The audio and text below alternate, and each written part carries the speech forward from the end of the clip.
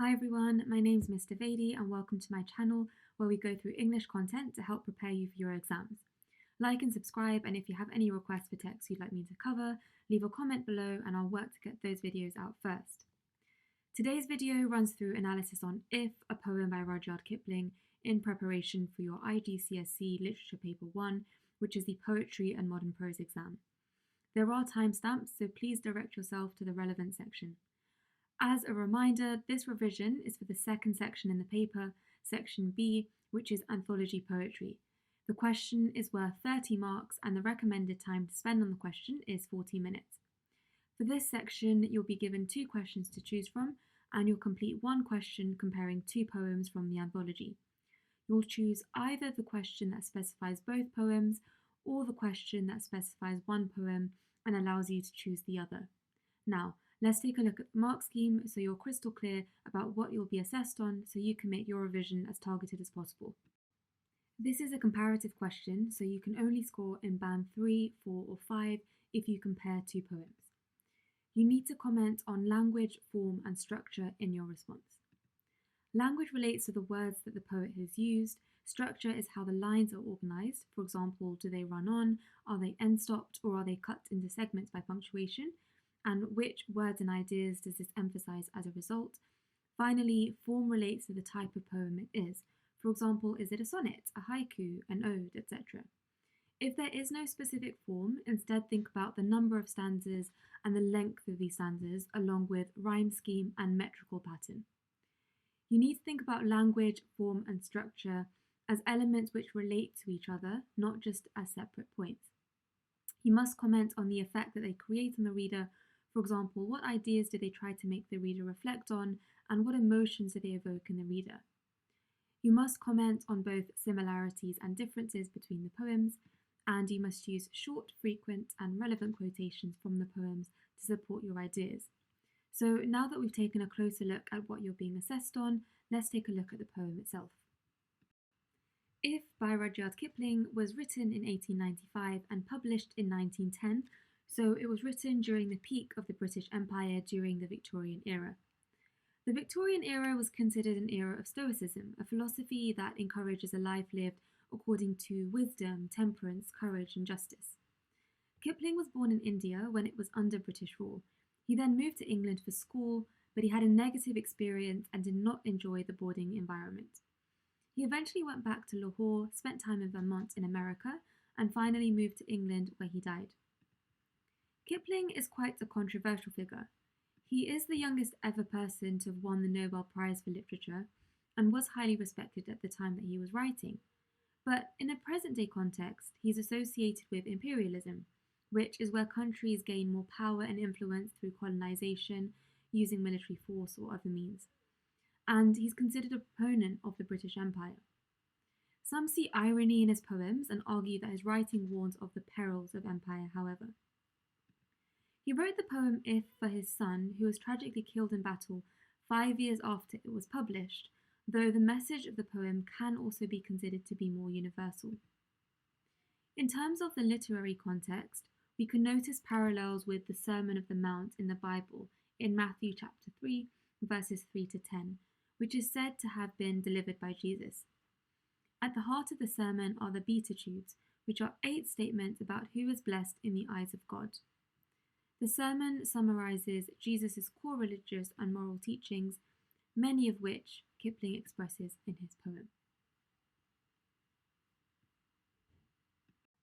Now that we've considered the context of the poem, let's read the poem together to familiarize ourselves with it. If by Rudyard Kipling.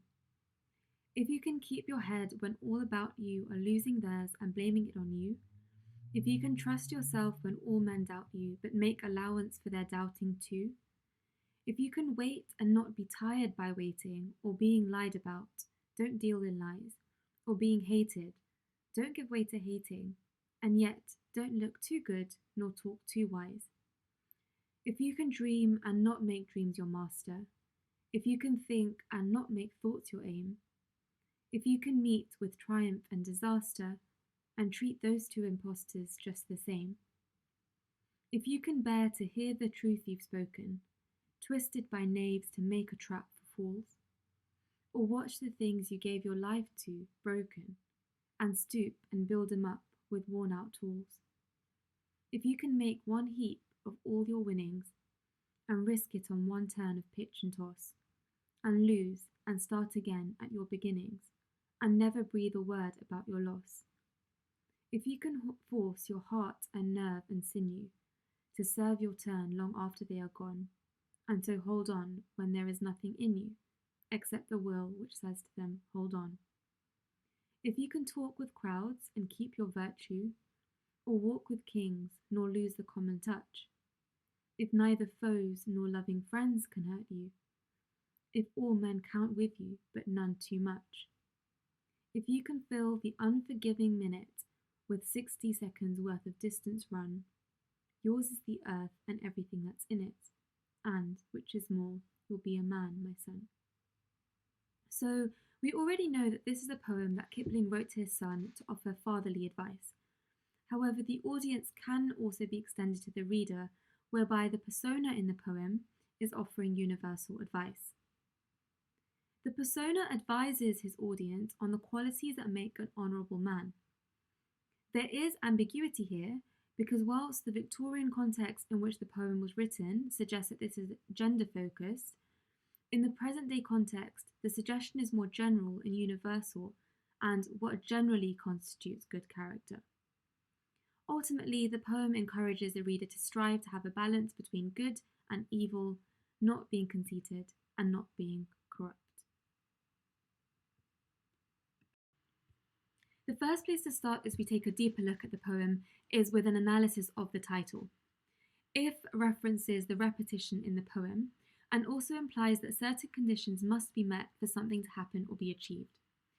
If, grammatically speaking, is a conjunction that introduces a conditional clause. And whilst if is one of the shortest words in the English language, we can argue that the word suggests possibility. This creates suspense as the reader anticipates what they might be rewarded with and what they'd need to do in order to attain the reward. The dash reinforces this suspense as it suggests that the conditions will be outlined soon. As we've seen, Kipling's poem offers several pieces of advice to the audience.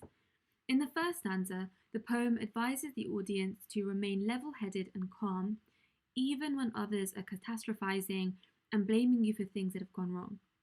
He encourages the reader to maintain self-belief even when others do not believe in you, without becoming overconfident and arrogant. He advises us to be patient, and when others lie and gossip about us, not to do the same as them. He adds to this by saying that if others treat you meanly, do not let that hurt you, and do not allow their meanness to make you become hateful yourself. He ends the stanza by saying that alongside doing all of this, we should not be arrogant, conceited, vain, or try to outshine others. Within this stanza, Kipling uses several language, formal, and structural techniques to convey his ideas to the reader. For instance, the poem begins with the conjunction if, just like the title, which goes on to be repeated 11 times within the poem. This, along with the anaphoric repetition of if you, which is a technique where a short phrase at the start of lines is repeated, creates suspense as the reader wonders what they will receive if they meet the list of conditions and behave in the way that Kipling advises. Kipling also uses a technique called apostrophe, which is the literary technique where the speaker addresses someone who's absent. Or you can use another term which is quite similar called direct address, where the word you is used. This makes his advice more persuasive as it seems targeted to the reader. From his use of polysyndeton, which is where lots of conjunctions like if, but, and, or, etc. are used in close proximity, Kipling suggests that it's indeed quite difficult and nuanced to become a person of noble character. These techniques are all used throughout the entire poem. In addition to this, the use of negatives such as not be tired, don't deal in lies, and don't look too good nor talk too wise creates the impression that people must make sacrifices in order to cultivate a good character. In terms of formal techniques, the poem is made up of 4 octaves. An octave is an 8-line verse. The poem has an A-B, A-B, C-D, C-D rhyme scheme, but this is disrupted in the first stanza slightly, where the word you is repeated, resulting in an AAAA rhyme scheme for the first portion of the stanza. The poem is also written in iambic pentameter, which is a metrical pattern when a line is made up of a line of verse with 5 metrical feet, each consisting of one short or unstressed syllable, followed by one long or stressed syllable. However, in the first line of each pair, there is an extra syllable, and this is called hypercatalexis. These rhyming pairs and metrical pairs exist as the poem is about action and consequence. The extra syllable reflects Kipling's idea that even when unexpected events happen in life, we must be composed, adapt, and remain determined. Kipling also uses structure in an interesting way. For example, the enjambment in the first line. Enjambment is when in verse one line runs onto the next with no punctuation, which mirrors the hypothetical scenario he writes about in the lines that contain enjambment, where people are unable to keep their composure and the son must keep his despite his external surroundings. The commas in lines 6, 7, and 8 are caesural pauses, which is where punctuation is used in the middle of a line that cuts the line up, and this adds gravitas and importance to the phrases following them. If we move on to the second stanza, Kipling offers the following advice. Have ambition, but do not daydream without working for your goals. Do not spend your life only working for your own selfish desires. He also suggests that you take time to reflect, but not be so consumed by deliberating and thinking that you become lazy. He says that thoughts must accompany actions. He suggests that you're neutral when you're experiencing great achievements or really bad failures. They're imposters because they may make you feel superior to others if you're winning or inferior if you're losing, but they are just a part of life. Too much focus on them without moving on cheats you of your time and peace. You must be strong even when dishonest individuals take your words out of context and use them against you to deceive others, Kipling suggests. He also offers the advice to be resilient. When you've worked hard to build something in your life, but it fails, have the strength to start rebuilding from the foundations all over again, even when you're tired. In the second stanza, Kipling continues to use a range of literary, formal, and structural techniques to offer advice to the audience. Just like in stanza 1, there's anaphoric repetition of if you can, polysyndeton, and direct address. In addition to this, in stanza 2, he personifies dreams, triumph, and disaster. He does so to capture how important and powerful these elements of our life can feel. The internal rhyme with disaster and imposter emphasizes that both triumph and disaster are deceptive. The enjambment further connects these ideas, suggesting that they're more similar than they are different. He uses a metaphor to suggest that sometimes people's words can be manipulated to purposefully cause harm and chaos. In doing so, he implies that those that manipulate and those that believe lies that they've been told are both foolish. He also captures the strength and willpower that's required to pursue one's dreams from square one again after facing catastrophic failure in his metaphor of rebuilding from the ground up with old, worn-out tools. The verbs throughout emphasize that action needs to be taken to face challenges in life. The use of polyptoton, which is when root words are repeated but with different endings, like think and thoughts or dream and dreams, and antithesis, a literary device that places opposite words, ideas, or qualities parallel to each other throughout the first and second stanza, suggests that a careful balance needs to be met, and unfortunate circumstances must be met with even more determination. The antithetical ideas are reinforced by the dashes, which act as caesural pauses in the first 2 lines of the stanza. This is enhanced by the sharp, alliterative T sound throughout the stanza, which add a forceful character to the poem, reinforcing that sometimes life can be harsh, but it must be met with resilience. The contraction instead of them at the end of the stanza adds a conversational tone to the poem, which makes the poem feel like a monologue addressed to another person, making it more persuasive. Regarding formal techniques, the AB-AB, CD-CD rhyme scheme is undisrupted in this stanza. The internal rhyme draws interesting connections between certain words and ideas, with meet and treat, and bear and hear. It emphasizes that challenges should be faced head on, for example. The enjambment in line 13 traps the couplet in the same way that fools that Kipling speaks about are entrapped by the lies that they believe. In the third stanza, Kipling continues to offer advice, and this is the advice that he gives. Firstly, he says we should have the courage to risk what we've accomplished, whether that's the savings we've saved up, the job that's been hard won, for example, for a significant gain. He also suggests that we should be brave enough to take a risk, and if it does not work out, be proactive about trying again, and crucially, without complaining. He advises his reader to use their willpower and mental strength to carry on pursuing a goal fervently, even if they're physically exhausted. If we take a closer look at stanza 3 of the poem, we notice that Kipling uses imagery to paint an image of someone risking all of their winnings in a game for a bigger reward, which conveys a bravery that's needed to succeed. As well as this, will is personified, highlighting a pattern in this poem that the power of will is of utmost importance. It must be stronger than any other unfortunate circumstance or personal shortcoming. The caesural pause in line 19 could represent needing to take a moment to compose oneself after losing, or the pause in life that sometimes ensues after a loss before starting again. The second caesural pause in the stanza represents mustering up the courage and determination to hold on. The use of dialogue enhances the personification of will, suggesting that willpower must act as a loud internal voice, encouraging us to stay determined even during difficult times. This stanza has the most enjambment out of all four, and structurally represents the start-stop or win-lose nature of life that Kipling writes about in this verse. In stanza 4, Kipling continues to offer advice. He offers the advice that his son or the audience needs to be able to interact with anyone, regardless of their social status, without losing their own personality and their own high moral standards. He advises that the audience develop mental toughness so that no one, either loved ones or enemies, can hurt you.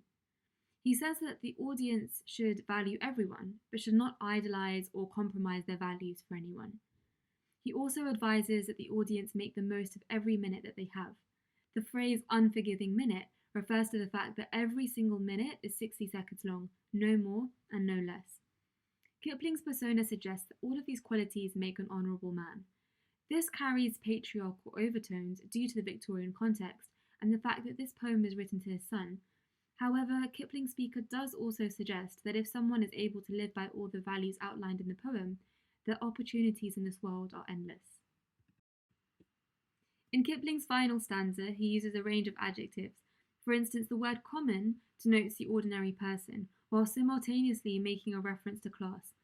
The adjective loving contrasts with foes, highlighting that the pain from enemies or from our loved ones tends to be the most intense, and suggests that someone is truly strong if they can withstand the pain caused by either group.